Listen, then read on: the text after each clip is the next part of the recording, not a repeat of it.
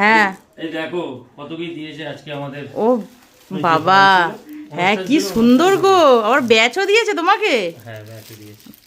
বাহ কি সুন্দর ফুল দুটো দিয়েছে গো। এই দেখো মা, বাবাকে আবার বিরিয়ানিও দিয়েছে, আর এখানে আবার কি আছে, মটন চিকেন চাপ আছে। চিকেন চাপ মটন বিরিয়ানি চিকেন চাপ। বাবা মটন বিরিয়ানি চিকেন চাপ, বাবা।